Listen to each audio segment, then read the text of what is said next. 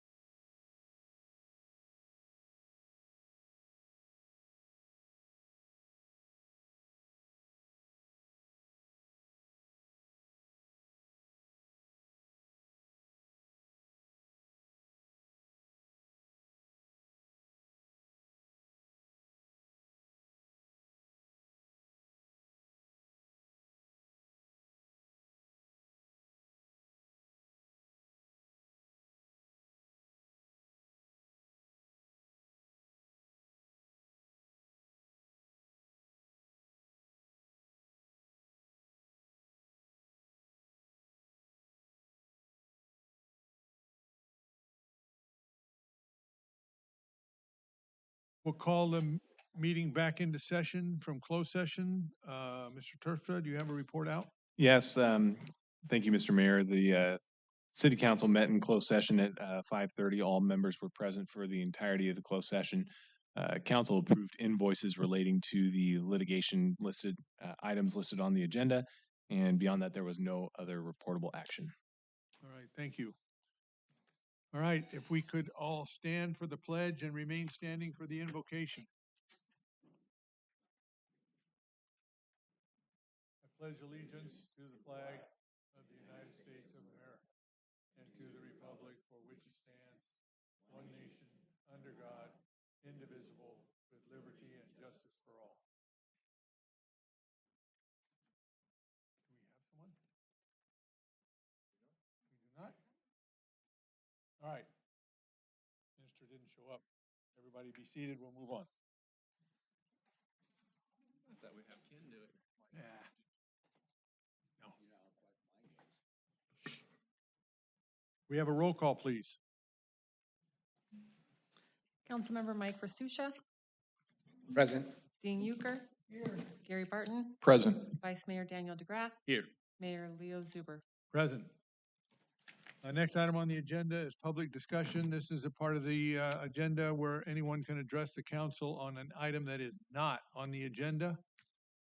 If there's anyone who wishes to address the council, you go to the podium. Don't everybody rush up at once. Yeah. Seeing none, I understand we have a written one. I have a public comment that was received via email. It's from a Marty and Carrie Harris. It says, "Dear council members, on August 6, 24, I emailed comments to the Ripon Planning Department in relation to the City of Ripon sixth cycle housing element draft update. My key concerns is 1, the update includes suggested environmental constraints that clearly understate the potential for downstream impacts and the backwater effects to Ripon properties. 2, just a few miles away where the Stanislaus River and San Joaquin River converge, periodic high water flows and levee erosion are advancing sedimentation along the river channels, causing reduced flow capacity. This puts increased strain on the levees and increased potential for flooding to South Manteca and beyond. Comments presented in the update regarding standard comment, please consider drainage impact to the Stanislaus River as well as associated high channel flow volume impacts to the San Joaquin River and other down gradient properties.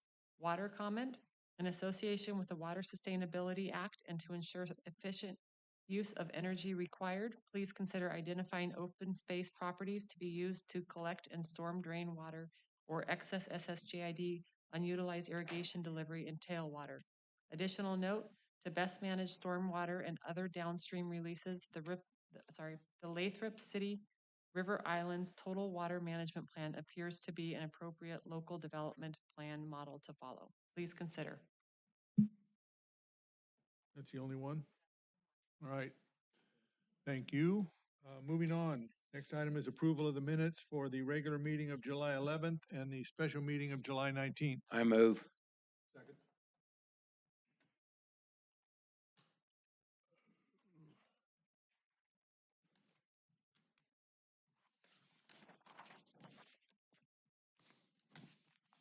All right, motion carries. Moving on. Next comes the approval of the agenda as posted. Do we have any items that anyone wants to pull from the consent calendar? Yes, Mr. Mayor, I'd like to pull item 1.4C. All right, Mr. Mayor, staff would like to pull item 1.3A, please. all right. With those two changes, I would entertain a motion to approve the agenda as amended. So moved. Second.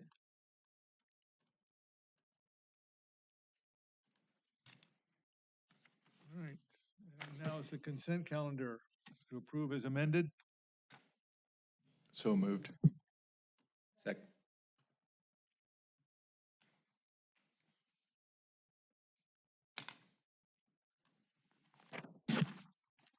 All right, first item to consider 1.3A.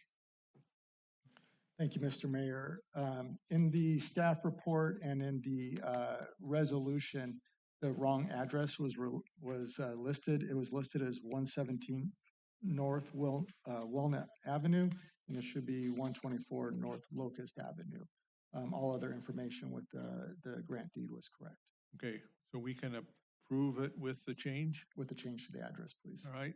That's the handout you handed out, right? Yes, and you have a handout of the corrected resolution. Right. Let's take these one at a time. Do we have a motion on? I'll make that motion that we accept the correct address. All right, we have a motion and a second for approval as amended. All right, and 1.4C, Yes, thank you, Mr. Mayor. So my question is, this is regarding the street resurfacing project, between Vera and Wilma, south of Maine. We've got a change order item for $300 and some $1,000, 300 and almost $40,000 out of an original bid of $1.58 million, so a fairly significant change order. And one item that caught my eye was, in particular, was grinding and resurfacing project on Linda Avenue, which is about a 600-foot street, terminated at, I think it's Second and Third. So just wanted to get James and/or Kevin's take on those change orders, the necessity, and any other details on that. Yeah, happy to do that. There was two items that resulted in the largest cost to this change order. One was the work on Linda Avenue. Initially, it was proposed that the three-layer system that we put on a majority of the roads in this area, which includes the base of a microsurface, then a chip seal, and then a slurry seal, that it didn't make sense to put it on the northern half of Linda Avenue because it had pretty significant bumps in the area that impacted ride quality.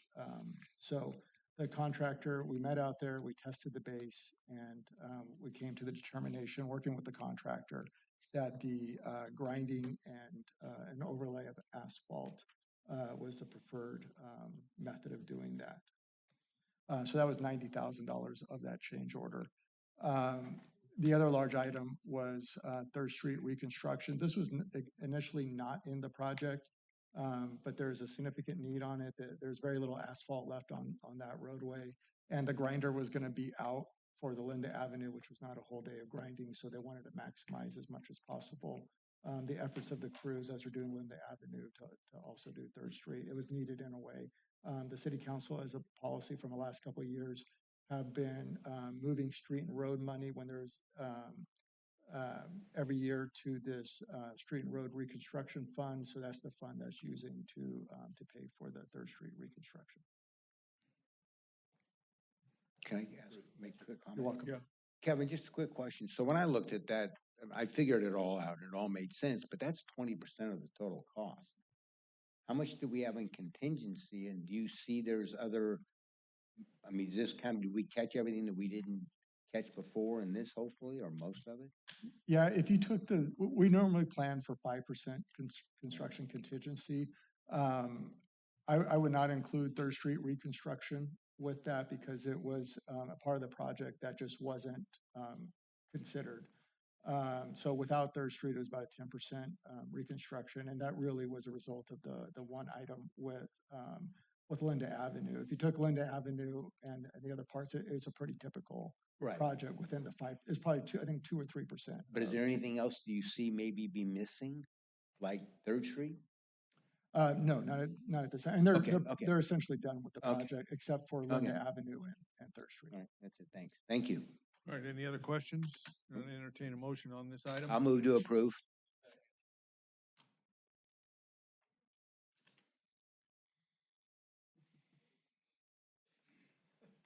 All right, moving on. Next is resolutions. 2A, a resolution of the council designating the voting delegate to the League of California Cities Annual Conference. Are we sending anybody? I'm not going. No. Yeah. cost benefit analysis isn't there. No, Well, the last time I think me and Leo went, that was quite a no, while it's been a ago, while. and we felt like it was kind of a waste of time Yep. and money. Yeah. So if we're not sending anybody, we just skip it? All right, I like that. Item 3, public hearings. First is a planning application fee schedule update. Thank you, Mr. Mayor. I'll take that one, fellow council members. This is a public hearing, and then we would follow it up with adoption of a resolution if the council sees fit. Sometime back, quite some time back, we adopted an ordinance that regulated collection and donation bins that were placed around the city. If you recall, some time ago, there was a letter from the grand jury that went out to all the communities because these were becoming quite a mess everywhere in the county. And they were recommending that each jurisdiction adopt an ordinance to regulate those. So we did that back in 2016. We did have a few that were placed in town for a nonprofit organization. They're still remaining in town in different locations. Since then, we haven't had any bins come into town and ask, but we did have some that showed up one day illegally, and code enforcement got on those. And so they were asking about the process for this, and this is when we noticed that the fee was not ever updated onto the planning fee schedule. So we are catching up with that from back then, and that's what's in front of you this evening. We did perform an analysis of the time it would take. It would fall basically under the same category as a minor site review where staff's reviewing just to make sure it's compliant with the code. We do have to go out to the site and check some things. So that's the recommendation, is that we would charge the same fee as the minor site plan review. And then for nonprofits, it would be half that amount if it's a bin that would be located on the premises where the nonprofit would be. So that's the recommendation, and that's what's in front of you tonight, and I'd be happy to answer any questions. Anybody have any questions?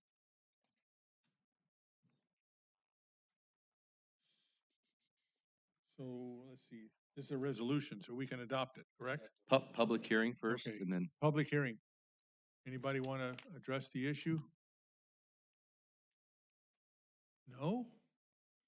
Then we'll close the public hearing, and I would entertain a motion on the resolution. Moved and seconded.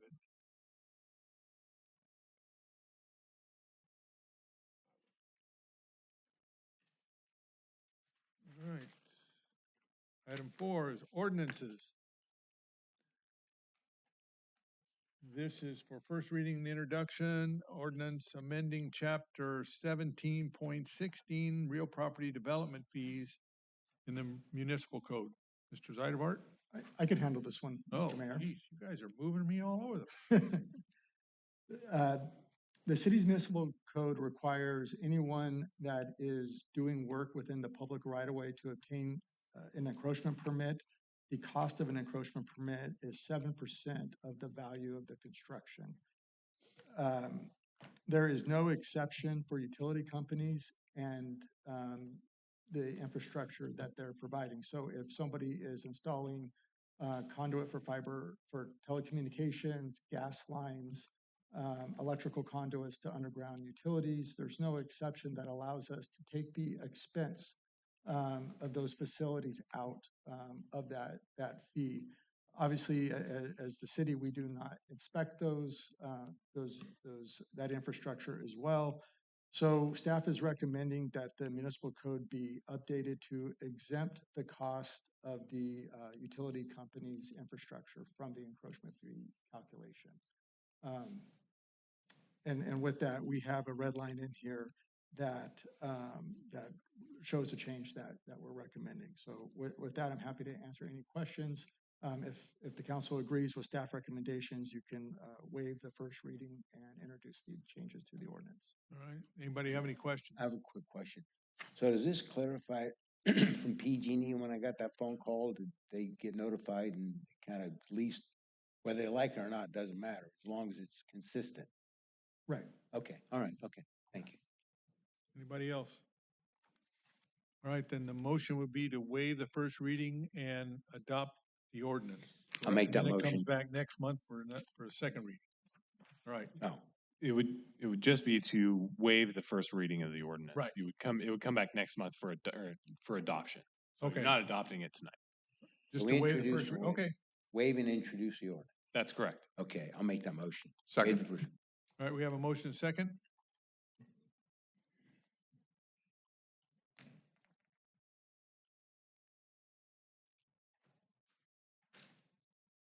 All right, motion carries.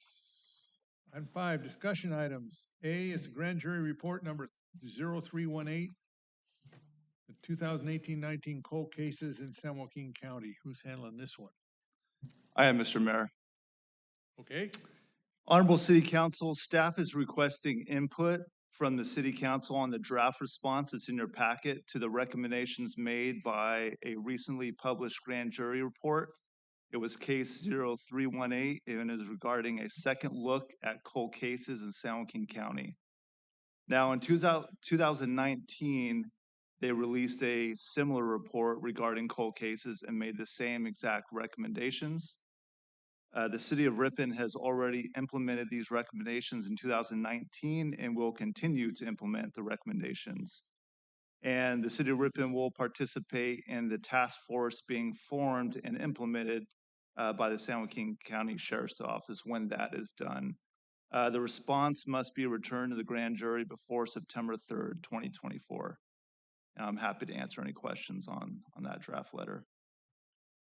anybody have any questions? Mr. Astucia? So this is the same thing that we got last time, like you said, and we responded back then. Did they not like our answers? Or is it because not everybody answered, so they blanketed it out again to everybody? I believe that is correct. They're under the belief that it needs to be revisited, taken a second look. Although, like I said, we have implemented those changes personally, and it went out to every entity, every law enforcement agency in the county. So it wasn't just a City of Ripon notice. It went out to everyone. Right, so whether or not we complied, it went to Yes. everybody again anyway. Yes, sir. Okay, that's what I figured, because I remember going through this once before. Nothing changed. Okay, thank you, that's it. Any other questions? Yeah, Chief. So the report mildly excoriated the DA's office, and I'm wondering if you have any reaction to DA Freitas. It seems like he's a guy he's a take charge guy, and there's a fair amount of backlog here. Have you had conversations with him about this? I have not. I have one question. How many cold cases do we have? We have 2 cold cases. Probably very low on the list compared to other places. Yes, it's involving 2 missing persons, and that is considered a cold case. And all the follow-up has been done on those. All right, Appropriate. so do we need action to approve the response, or just it goes if we don't say anything?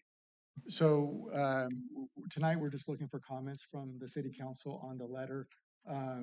We'll bring it back. If there's no comments, we'll bring back the letter for final action from the city council at the September meeting. Doesn't it have to be there before the next meeting? He said it had to be in by, oh, I thought he said the 3rd, September 23rd 23rd. is, yeah, we have to have the response back by then. All right. Thank you. Item 5B, Ripon Consolidated Fire District 218 update. I want to go over a few things here before we get started with this. The way this is going to proceed is Mr. Werner has some input on the results of the process. Mr. Terpstra has some input on some legal considerations that were made during that process. After that, we will accept input from the public, and I'll talk about that a little more when we get there. And then there will be time after that for the council to respond. All right? Mr. Werner, you're on. Thank you, Mr. Mayor. Before I get to the results of why the reason this item is on the agenda, wanted to provide some background. It's been a long process that we've gone through with the fire district. Obviously, as we're all aware, the Ripon Consolidated Fire District is a special district that provides fire suppression and emergency medical services within their service area, which is about 56 square miles, and it includes the Ripon city limits. As a special district, they're governed by their own elected officials, and they have communicated to the public a need for additional revenue. So the process started in 2020, and it really was quite a few meetings between the 2x2 committee, which is made up of 2 Ripon City Council members and 2 Fire District Board members. As through a lot of those discussions, we talked about different vehicles that could be used to increase operating revenue to the fire district. As part of those discussions, there were attorneys that were brought in on each side that specialized in these type of financing or revenue options. At the end of the day, the 2x2 committee agreed that the Prop 218 assessment gave the fire district the best option to increase operating revenue. The staff report that's attached to the agenda does list out probably 6 of these benefits. At the October 2021 City Council meeting, the council approved a memorandum of understanding that talked about the roles and responsibilities between the Ripon City Council and the Ripon Consolidated Fire District, who was going to do what during that time, and it also included the sharing of the expenses that went along with the Prop 218 assessment. Obviously, since then, the fire district has completed the Prop 218 process that was completed on August 8th.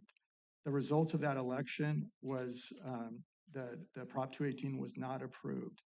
There was 54% of the votes, which accounted for $306,000, a little over $306,000 of the votes voted no, and 46% or 260,500 or close to that voted yes for the project. So as far as with Prop 218, it required a 50% plus 1 to be of the votes that were submitted to the fire district to be in favor of the assessment. So at the end of the day, it fell short, but I think at the end of the day, it wasn't that much, it wasn't that short. With that, I'm happy to answer any questions. Anybody have any questions? Mr. Terpstra? Thanks, Mr. Mayor. And yeah, just to give a little bit of background onto some of the legal issues at play here. Municipal finance is a deep web of the law that is complex. So the city retained outside counsel to advise it on the legality of a sales tax measure that would benefit the city and the fire district concurrently. And this was discussed at great length at the 2x2 that Mr. Werner mentioned. The fire district also retained their own attorney, who's also an expert in municipal financing. Both attorneys have concluded that simply was not legal for the city to place the proposed sales tax measure before the voters. Among other reasons, the city's special counsel, Michael Colantuno, concluded that the fire district doesn't have the authority to exercise the city's taxing power.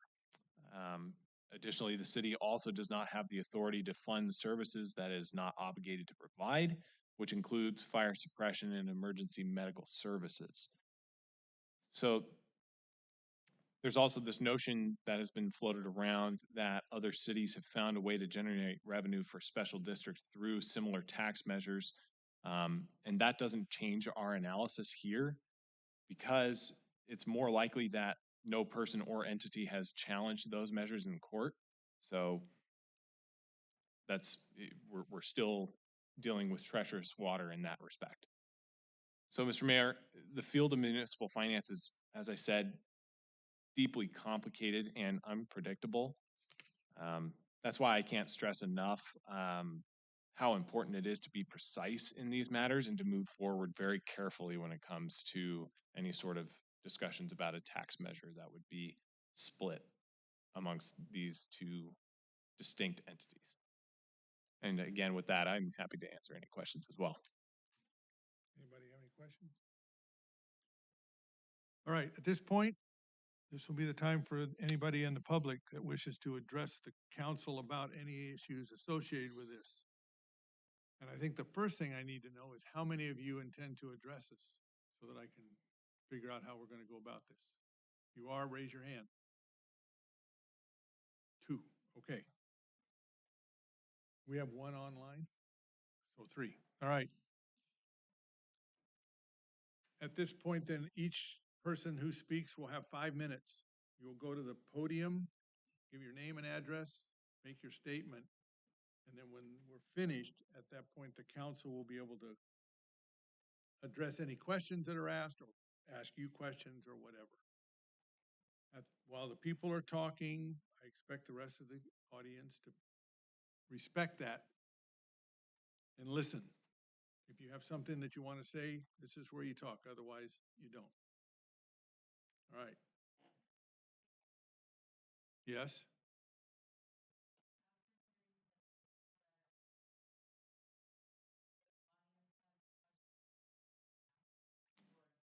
You can raise your hand and you'll go back and talk there. Nothing comes from out here. And if I could clarify, Mr. Mayor, this is the time for the public to comment on these items. This is speaking Ivory Tower here. This is a city council meeting. This is the city council conducting its business. And so the public has a right to comment on it, but there's a fine line between commenting and engaging in debate back and forth. So I would encourage those members of the public to utilize their 5 minutes to levy any sort of questions or comments that they may have. But if the council doesn't say anything, that's because they're receiving your comment, not necessarily engaging in a back and forth with members of the public. And that's a mechanism that encourages orderly processing of the city's business. So I hope that's a good clarification for the public. Two people that were going to speak, if you'll go over there and you can decide who's going first, we'll get started. And then we'll take the online after that, okay?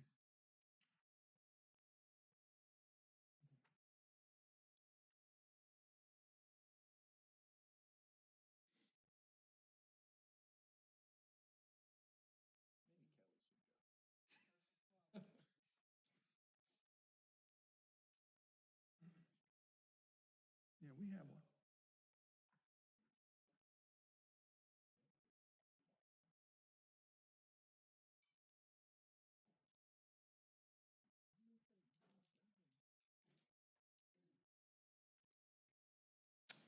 Hi, I'm Don Biones. I live at 972 Lynn Court, City of Ripon.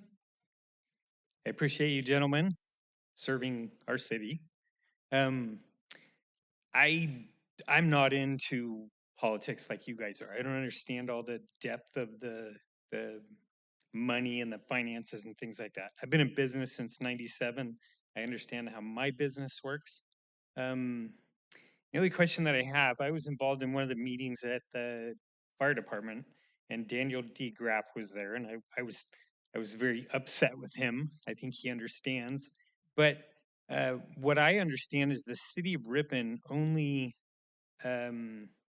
provides finances for hazmat to the fire department, to our consolidated fire department, of $64,000. That's not. $64,000 does not go far. I don't know if I need clarification on maybe there's other funding that the city of Ripon provides to the city fire department, but I'm maybe I'm dumb, but I would think that we're a city, and if we were incorporated as a fire department, then more of the city funding would go towards that fire department. So my only question is, so what can we do? How can we expand and figure out how the city can provide more money to our fire department, who I understand is hurting? There's some, I don't know if he's here or not. There's one guy that he's working 10 to 14 days a month. Now he may be volunteering to work overtime, but that's not fair to his family, and if he's on his 13th day of working straight and he comes to one of our homes and he's tired, guess he may get injured. And that's my concern. I know that every stitch that I've had in my body is because I've been tired and gone to work. And I probably shouldn't have gone to work, but I did. And I don't want to see that happen. I don't want to read about one of our firemen getting injured and not being able to provide for his family or be there for his kids as they grow up. It's not fair to them. So my question is, how can we expand this somehow? I understand the city attorney said that there's limitations, but you know what? There's all kinds of limitations. Let's find a way to do it. And how do we do that? That's my question to you guys. So I don't know if you guys can comment. I don't know if we can. I'll say two things. One, I didn't take it as a personal attack at the fire meeting, so no harm there. But I think as we go back to the past 4 years in the 2x2 committee, and it's been a lengthy process with the fire department and the city working collaboratively together to try and find a solution. And that was to let the Prop 218 process play out. And I think all of us, I don't speak for the whole council, but I think we're committed to continuing to work with the fire district to figure out what that looks like. And at the end of the day, I think all of us would agree that it has to be legal and be reliable for the fire district and for the city at the end of the day, whatever that mechanism looks like. So is there? Well, what's I don't know that there. I think the next is continue discussions with the fire department and try and figure out what the next steps are. I think there's going to be a process of evaluating the Prop 218, how that went, what went well, what went wrong, and it's going to be discussions in the 2x2 committee is kind of what I think is the next step, and figure out. I don't think there's not a hey, we can write them a check tomorrow and take care of it. I don't think that solution. There's not an immediate solution that is available to fix it today. So the surplus funds that the city has, and I'm just bringing this up because I'm like I said, I don't know a whole lot about this. So can any of that be used to temporarily fund the fire department so they get past this hump that they're in right now? I guess my first question is, where do you get the idea that we have all these surplus funds? Well, that's just hearsay, what I've heard here and there. So I'm just trying to get clarification on that. I'm going to wait until the other two talk. Okay. And I will answer that question. Okay, perfect. Thank you, Leo. Can I ask a question? Yeah. Kevin, there are other sources that they get besides, can you explain the property tax that they get from the properties within the city? Maybe that'll help explain a little bit about the revenue stream. Yeah. It's not enough, I know, but there's other streams. Yeah, as a special district, any special district, we're talking about the school district, SSJID, even the city of Ripon, we're not a special district, but all entities get certain taxes by law. So for the fire district being a special district, they primarily rely on property tax. They have an assessment from 1985 that was approved by the voters, and then they get fees for the services. But as I understand it, the biggest challenge or biggest action that has happened that has impacted their revenue is related to property taxes. That when Prop 13 was approved in 1978, they were a frugal district that had lower spending than other districts. So with property taxes, they get about 4 or 5% of the 1% of property tax that owners pay. Whereas districts that had higher spending habits back in 1978, they're getting now 10%. So that has been a challenge to them. And then the 1985 assessment was not indexed when it was approved. So those have made it a challenge. But to answer your question, property tax assessments and then fees for services are their primary revenue sources. So I'll have something for you on the quote unquote surplus funds, but I want to let the rest. Okay. So this, as a city council, are you guys working together to try to help figure something out in the intern while they're hurting? Working with them for 4 years, and we're not going to stop now. Okay. So what are you working on? Well, it's only been 5 days since the result was known. We haven't even met since then, so we don't know. Okay. I'm just asking. Yeah. Thank you.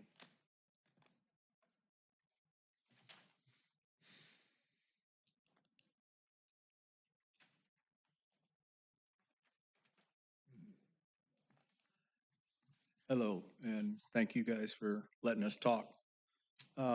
Donald Duma in Ripon, 907 7th Street.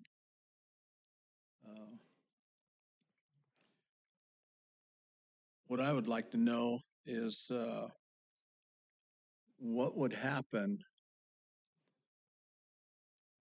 because of the monies right now that the fire department has to go bankruptcy? What would you do? Do you have a contingency plan for that?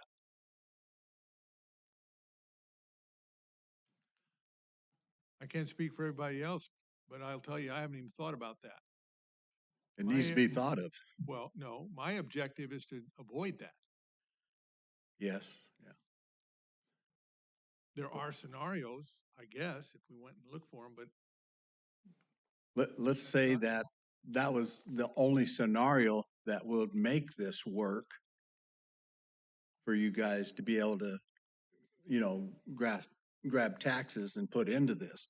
If that did happen, then they may have to change the name, I guess, to Ripon, you know, City Department or something. But I think that needs to be looked at very seriously because that could happen here. well, but if it did, the biggest change would be that the part that the city would control would end at the city limits. And everything that is part of the Ripon Consolidated Fire District that's outside the city limits, we wouldn't and couldn't deal with. That would have to be solved some other way.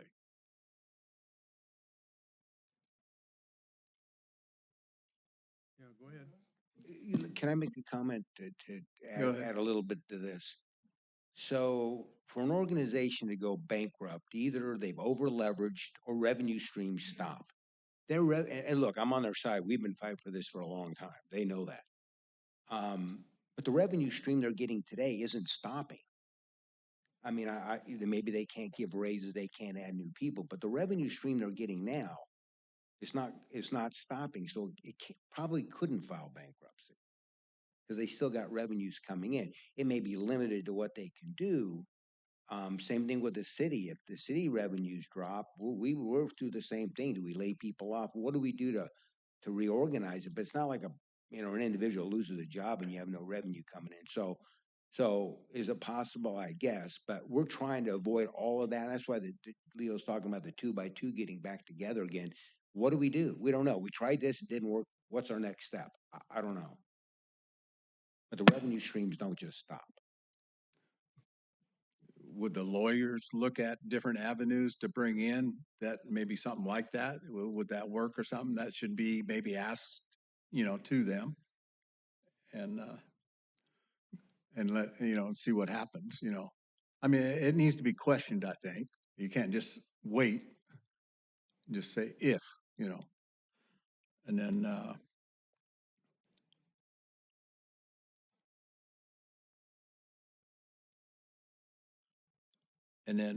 the other thing would be like, what changes might have to be made to make this work? Is there any known changes that would make it work? Make what work? To make the city be able to help out and cover the whole district. It's only the city of Ripon now is what it, and that can be done now, just the city of Ripon and not the district? I don't want to get into a lot of conjecture because we haven't really looked at it in depth. But any fire service that was sponsored by the city of Ripon, at this point, it is my understanding we could only do that inside the city limits of the city. Some other entity would have to be put in charge of fire protection outside the city. Okay. What's the given property tax amount that's collected per year for everything that you guys collect and then disperse? What's that amount? You mean for the city? Yes. Do we know? I mean, a rough idea? Is it 2,000, 3,000, 10 million? You know, what is it? Just, you gotta have a rough idea. I wouldn't want to say, I would have to look that up. I could get back to you on that. If you want to shoot me an email, I could give you that information, but I don't have that available right now. So until, do you know the percentage that runs the police department? Our You don't budget's know that on, either? our budget's online. I could walk you through it and show you those numbers on our budget, but I don't have those readily available right now.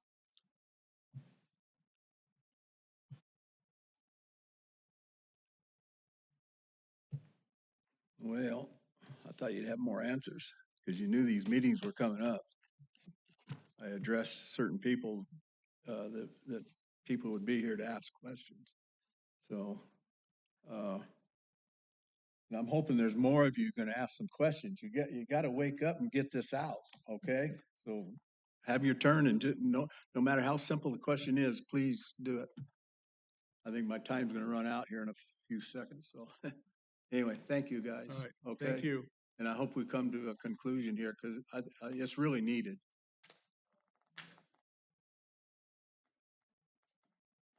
Okay. Can you hold on? I'm gonna get this online person taken care of next. I have a comment from Carol Bauman Gish. She's unable to make it this evening and wanted to give this comment to the city council. It's understood that the essence of Prop 218 is not the problem of the council. May be true up until today, but hopefully it can become an adjusted, shared one with the Ripon Fire Department. Vital tomorrows are urgent and at hand. RFD and the city of Ripon were born separately decades apart and independent of each other. Add more decades. They now need each other to meet today's culture and current community structure. Please consider opening windows and doors to join together with Ripon's mandatory health and safety. Prop 218 failed. Shared economy issues are urgently needed. Can it be time to lean and serve together? We celebrate Ripon First Responder Appreciation Day established by City of Ripon Resolution number 1675 in 1916. That event is an amazing appreciation expression of individuals, schools, and businesses community-wide. Will we continue to walk Main Street the first Saturday in April in appreciation? Thanks, while the RFD recipients of that appreciation are starving. Thank you for your interactive, creative, legal knowledge that can be co-invested in order to make the individual pieces of this puzzle into a brought together living portrait, our home, Ripon. All right. Go ahead.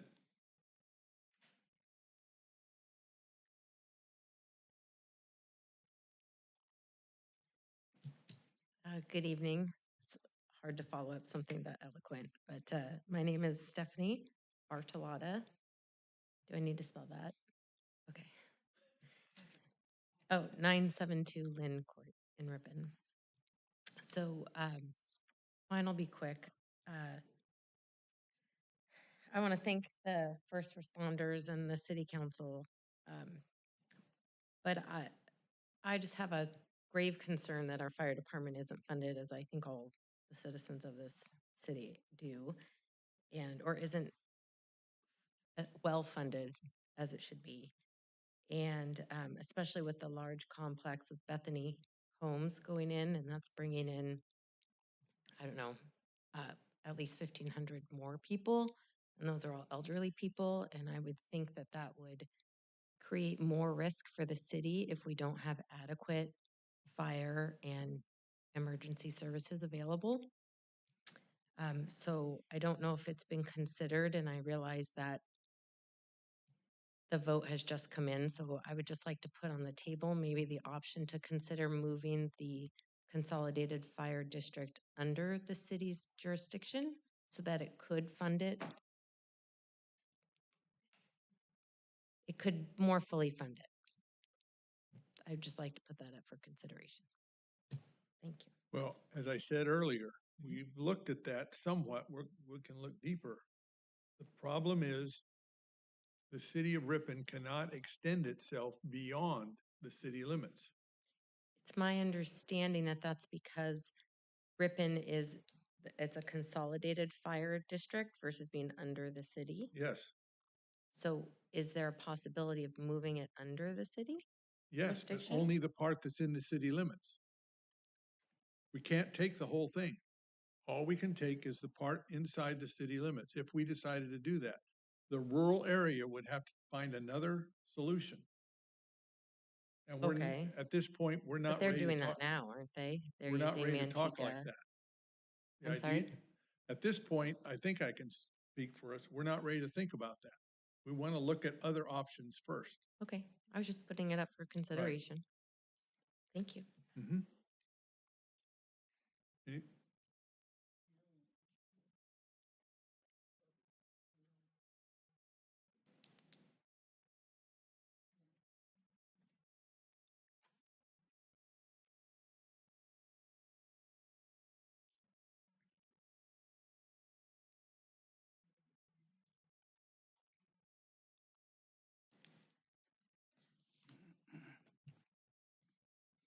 Mr. Mayor, I'm Al Catano. I live in 132 South Acacia.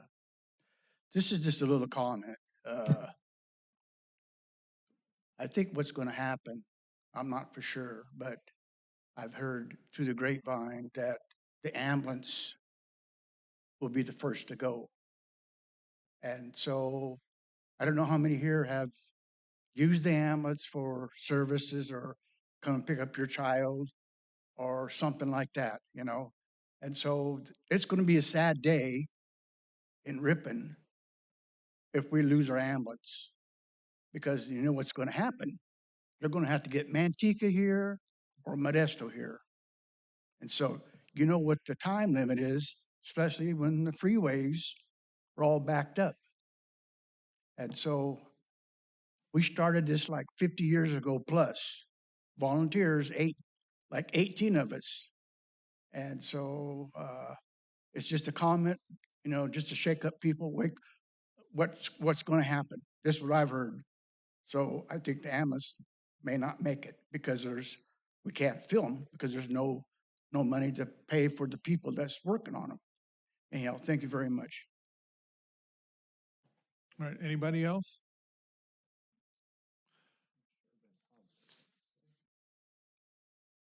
As I said earlier, I wanted to deal with, because there was a lot of things online and stuff about these reserves that the city has. The figure of $10 million was thrown out there rather frequently. And I want to deal with that because it's not true.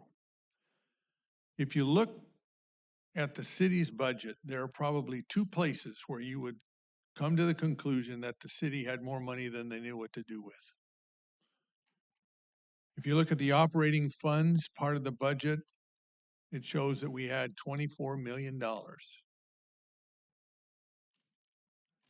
Of that, 1.8 million is for water, sewer, and garbage. The money comes from the fees that you pay for that, and that's the only place we can pay it. We can spend it. 1.8. 7.7 million of that 24 million is state restricted.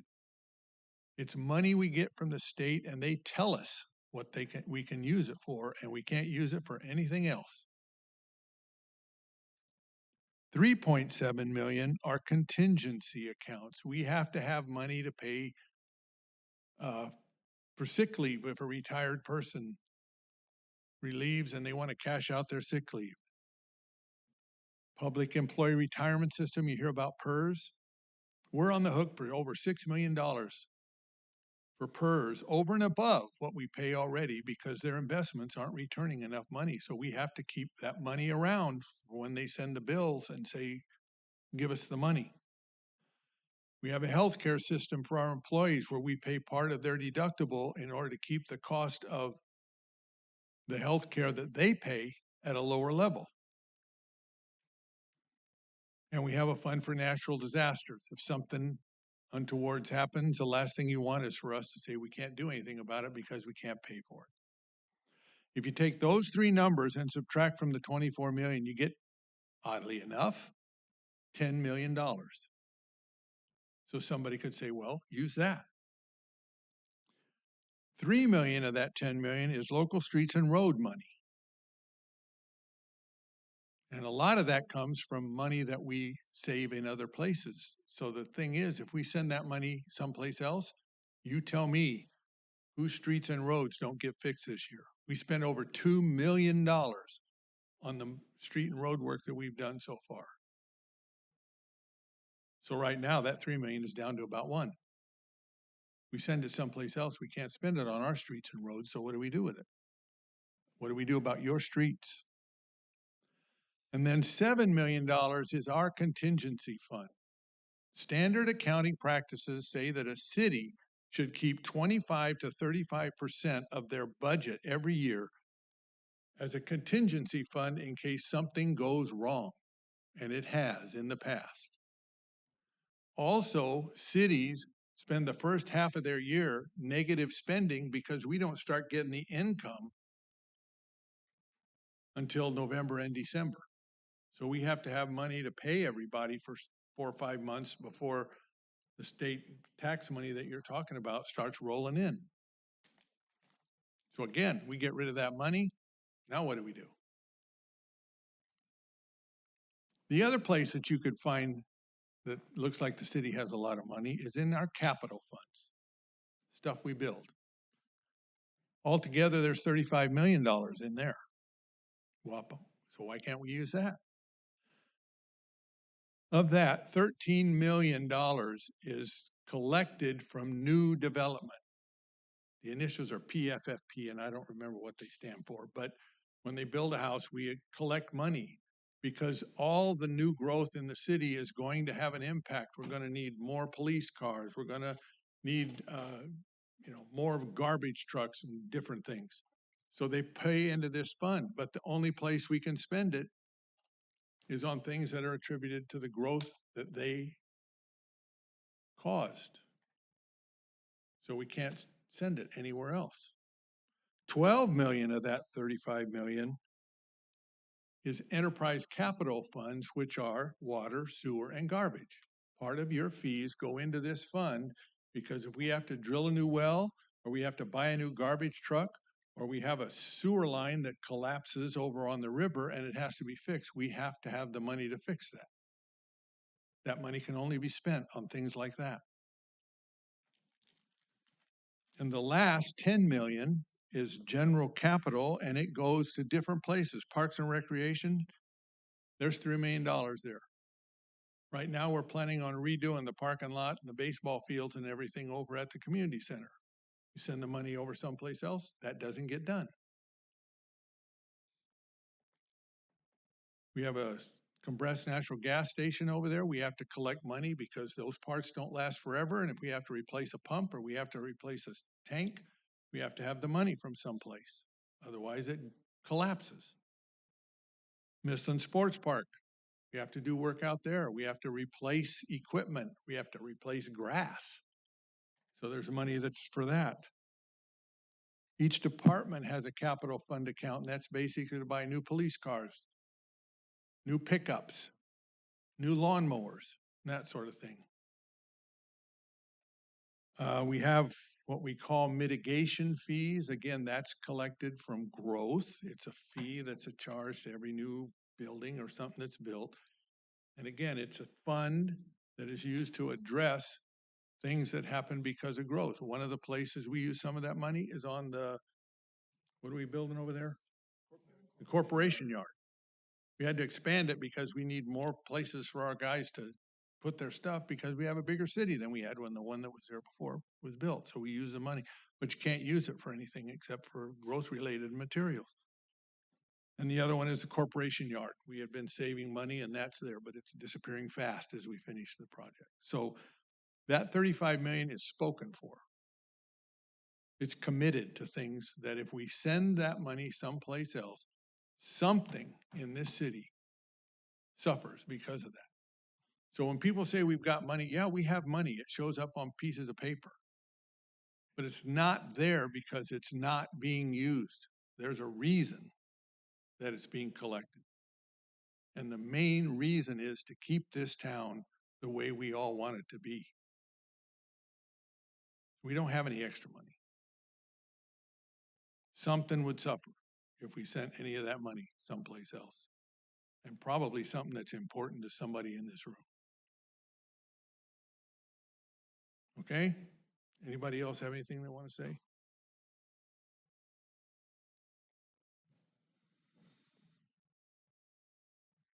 Yes, Mr. Mayor. I want to thank everyone for coming this evening. This is an issue, I mean, it's central to all of us, and we on this council, certainly at the fire department, but citizens of this town understand how critical the services are that the fire department provides. I know a number of the guys who work there and really appreciate them, and many of them have become friends. The council voted unanimously to support the Prop 218 resolution for the properties that we own. Some of us have individually spoken in favor of it or been part of a social media campaign or something else. I was quite surprised at the result of the vote. I was very disappointed. I say that knowing that my disappointment is nothing like, I'm sure, those folks who work at the department and other citizens. I have great empathy for that. That said, there are very specific legal limitations in terms of the district's jurisdiction, the fire district, and the cities. And I hope and I believe that the citizens of this town take pride in the way the city conducts our business and conducts our financial house. I know I'm proud of it. I don't have to look very far at other cities to see situations where business is not being conducted in a conservative fashion that results in services being provided for citizens, and meetings are not spent scrambling around looking for extra dollars so that we can buy a new garbage truck or repair a water line. We anticipate things, or at least we hope we do, that will result in good operation of our city. I believe there is a solution to the fire district's funding issues. I don't know what it is right now. As the mayor said, we're 5 days away from the result of that. So that said, I know that all of us here will be very interested in working with the fire department on whatever the next step is. And I understand the need is crucial and it needs to happen in fairly short order. That said, I think initially it's incumbent upon the fire department, the board, to determine what happened. Why did this measure fail? To talk to citizens in this town, particularly those who voted no, and find out why they voted no.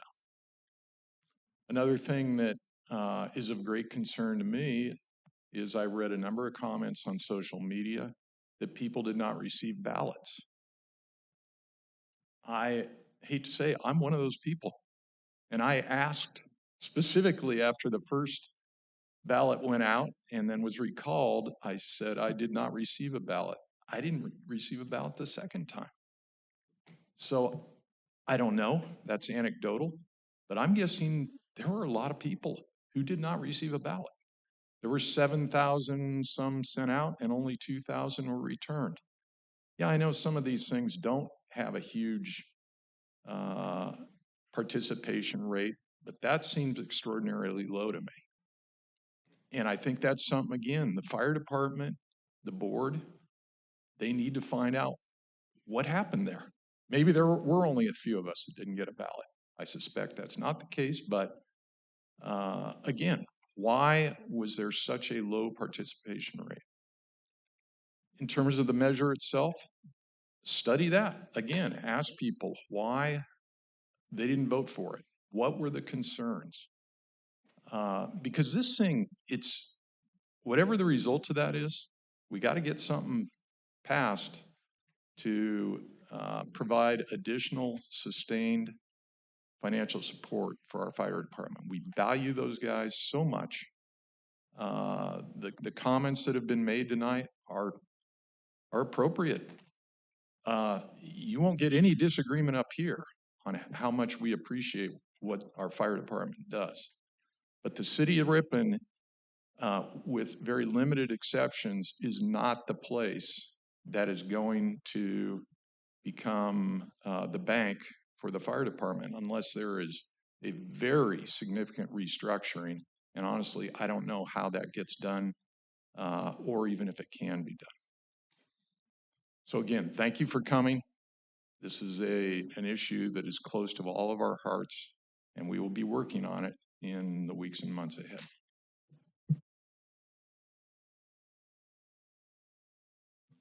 I'll just finish by saying, I attended the meeting. Several of you had asked for us to, give the opportunity for you to come and speak. So we put it on the agenda for that. So I appreciate you being here. I mentioned that at that meeting, oftentimes people ask why the city's not doing something, or why the fire district's not doing, why a board is not doing something that the citizens want them to do, but no one's ever attended a meeting. No one's ever actually talked to us. They post it on Facebook. They post it on some social media platform. They talk about it at the coffee shop, but it's never been brought to our attention. So I appreciate you all being here. We do, every one of us appreciates, staff appreciates you being here, sharing your opinions. Whether that turns into the action that you desire or whether it's legal or not, those are all questions that we need to work through. We will do that. And I think I speak for the whole council in saying that we're committed to working through the 2x2, working with the fire department to find a solution for this. So I just want to thank you all for being here and appreciate it. All right, anything else? All right, then we will bring that item to a close and move on. Department heads, Chief, you have anything? Just want to thank the community and all of our support for National Night Out. It was a great evening, a lot of participation. I just want to say thank you. Other than that, I have nothing else to report, Mr. Mayor. All right, Mr. Zeiderbart. One quick item, Monday night, the 19th, we will be hearing the battery storage project extension request. So if you guys would like, you can join us and enjoy that meeting. Mr. Peace. Yes, Mr. Mayor, two quick things. Our water report for the month of July usage was 15% lower than our 2013 number, 6% higher than last year's number. And then our large item pickup program is still going on. It'll be running through September, so residents can sign up online and we'll come and pick your items up through the end of September. All right, thank you. Mr. Terpstra. Thanks, Mr. Mayor. I actually do have something in response to comments made from the council about code enforcement, specifically weed abatement. I just wanted to give an update on that matter to the council. Staff has begun coordinating with the city attorney and the code enforcement committee to set up meetings and workshops to equip the city's code enforcement personnel with the tools that they need to be to successfully enforce the city's standards for weed abatement. The city's, and just to give a little more background, the city's code enforcement ordinances have been written in a way to equip code enforcement personnel with a wide range of tools to address the unique circumstances that code enforcement, presents to those personnel.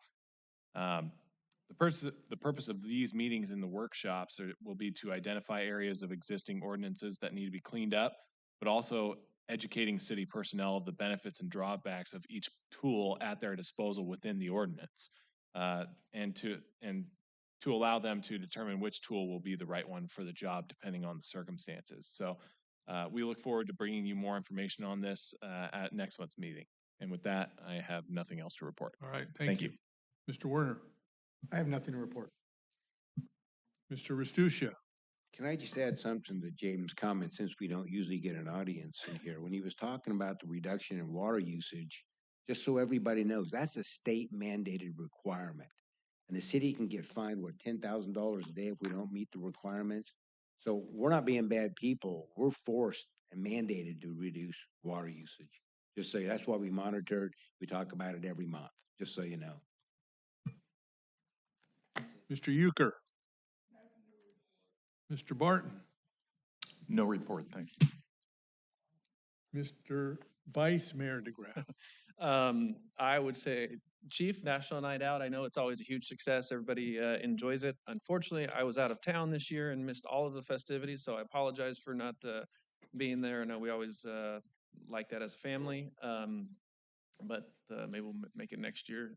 I know it will be a success again, but always good good comments. You guys do a fantastic job. It's a great time to be able to share the support in the community and spend some time together. So thank you. Thank you very much. Yep. And again, thank you to all to being here. I know I make this speech every council meeting, but we genuinely do appreciate you being here. And yeah, I want to thank you all for attending. That's it. All right, I have nothing. So at this point, the meeting is adjourned. Thank you all for attending.